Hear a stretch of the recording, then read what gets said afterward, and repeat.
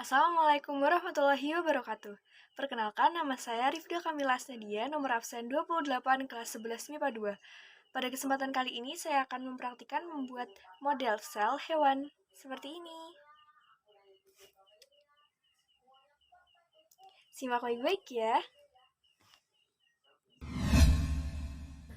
Alat dan bahan yang kita perlukan yaitu gunting dan cutter, alat tulis, solasi bolak-balik, plastisin, bola, kertas asturo, styrofoam, dan juga penggaris. Langkah pertama yang harus kita lakukan yaitu kita menandai bola dengan spidol. Pertama dengan garis titik-titik terlebih dahulu, lalu apabila sudah mantap kita tebalkan. Kemudian setelah itu kita gunting sesuai dengan pola yang telah kita buat. Langkah kedua yang kita lakukan yaitu kita membuat pola bundar atau lingkaran di styrofoam yang berjumlah 2 karena kita nanti akan memasukkan styrofoam tersebut di dalam bola, jadi kita harus usahakan diameternya pas dan dapat masuk dalam bola. Dan setelah itu kita potong menggunakan cutter sesuai dengan pola yang telah kita buat tadi.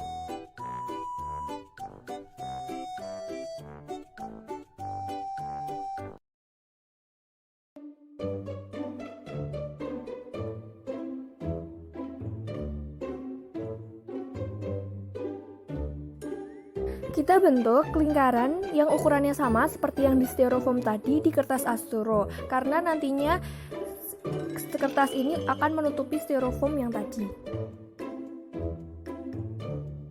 Setelah kita bentuk, lalu kita gunting mengikuti pola.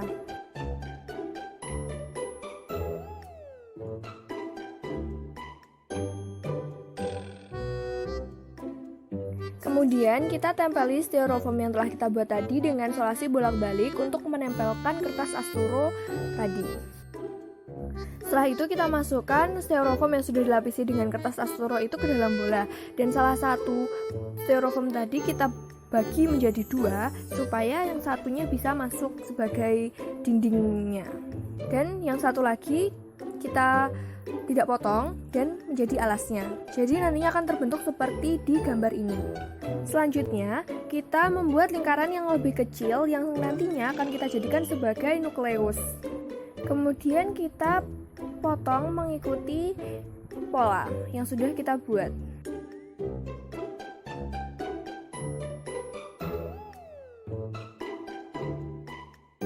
Kemudian kita bagi atau potong styrofoam kecil tersebut, lingkaran kecil tersebut menjadi 2. Dan kemudian kita tempel satu dengan yang lainnya sehingga bisa membentuk L. Kemudian bentuk plastisin menjadi sebuah bola yang ukurannya tidak terlalu kecil karena nantinya kita akan gunakan sebagai nukleolus.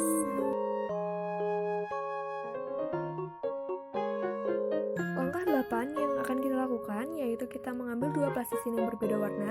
Di sini yang warna kuning kita membuat sebuah cekungan, dan kemudian yang warna biru nanti kita akan membuat dia pipih, lalu kita akan potong menjadi lebih ramping dan kemudian kita susun di atas cekungan yang berwarna kuning tersebut.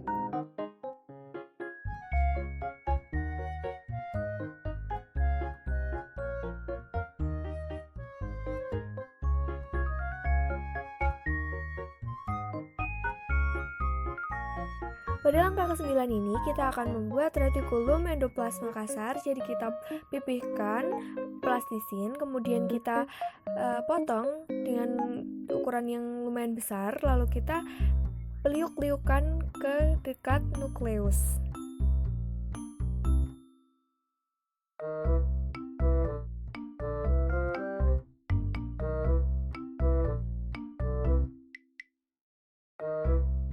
Kemudian kita akan membuat membuat badan Golgi.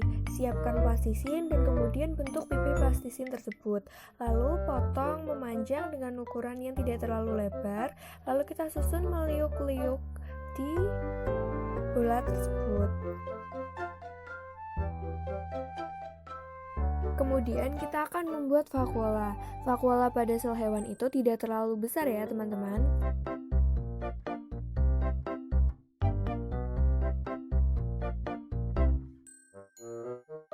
Langkah selanjutnya kita akan membuat lisosom. Kita ambil plastisin dan kemudian kita bentuk menyerupai bola.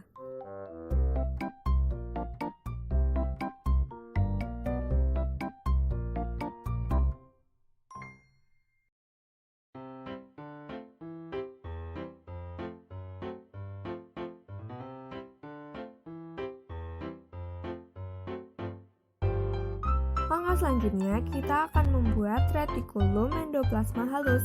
Pertama, kita pipihkan plastisin dan kemudian kita potong pendek dan juga tidak terlalu lebar, lalu kita gulung dan kemudian kita susun di sebelah retikulum endoplasma kasar.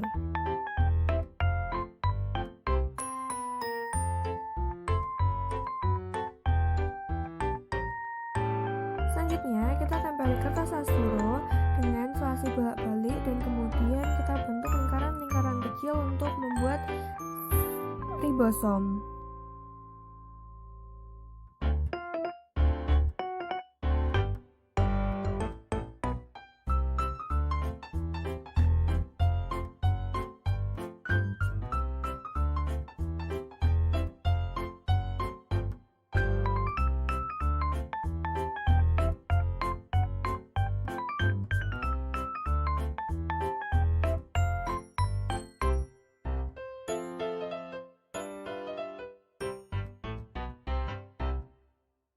Kemudian kita membuat sentriol. Pertama-tama pipihkan plastisin.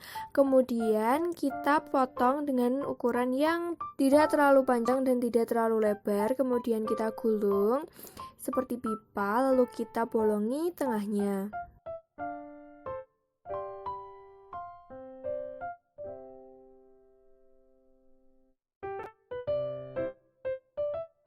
Kemudian di sini saya akan membahas tentang fungsi-fungsi dari organel-organel itu. Tentu kalian kan akan bertanya-tanya apa sih fungsi dari itu. Nah, mari simak baik-baik ya. Aku akan menjelaskan secara singkat dan jelas.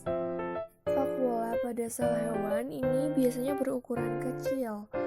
Fungsi vakuola pada sel hewan yaitu sebagai penyimpan zat makanan seperti amilum dan gula. Mitokondria. Mitokondria merupakan organel sel terbesar yang merupakan mesin sel. Mitokondria ini berfungsi sebagai penghasil energi dalam bentuk ATP dan juga respirasi seluler.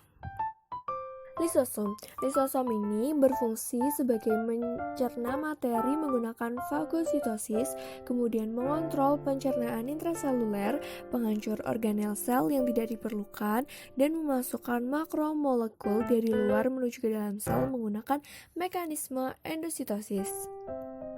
Badan Golgi atau kompleks Golgi atau aparatus Golgi merupakan organel yang bisa ditemui di semua sel eukariotik dan terdapat di fungsi ekskresi seperti ginjal. Fungsi badan Golgi yaitu membentuk vesikula atau kantung untuk ekskresi, kemudian membentuk lisosom, memproses protein, dan juga membentuk membran plasma. Retikulum endoplasma yaitu merupakan organel sel terbesar setelah mitokondria. Retikulum endoplasma kasar berfungsi sebagai tempat sintesis protein. Retikulum endoplasma halus berfungsi dalam beberapa proses metabolisme, yakni sintesis lipid, metabolisme karbohidrat, penyimpanan ion kalsium, serta detoksifikasi obat-obatan dan racun. Ribosom. Ribosom merupakan organel yang padat serta kecil dengan ukuran diameter 20 nanometer. Fungsi ribosom yaitu sebagai tempat berlangsungnya proses fotosintesis. Nukleus. Nukleus merupakan inti dari sel yang mengendalikan juga mengatur aktivitas sel baik dari metabolisme sampai pembelahan sel. Nah, nukleolus adalah daerah yang terletak di dalam inti sel yang berperan dalam pembentukan protein menggunakan asam ribonukleat atau RNA. Sitoplasma ialah cairan sel atau zat seperti gel. Fungsi sitoplasma ini sebagai tempat berlangsungnya metabolisme sel dan juga sumber bahan kimia sel. Membran sel yaitu bagian paling luar dari sel yang tersusun atas protein dan lemak.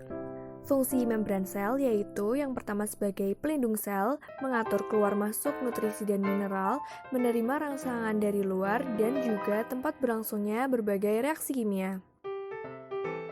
Centriole merupakan sel yang berbentuk tabung terdiri dari mikrotubulus semigrid dan ditemui pada sel eukariota.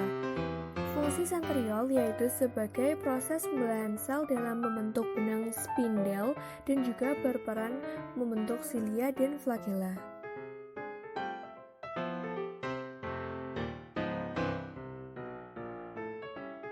Ini dia hasilnya.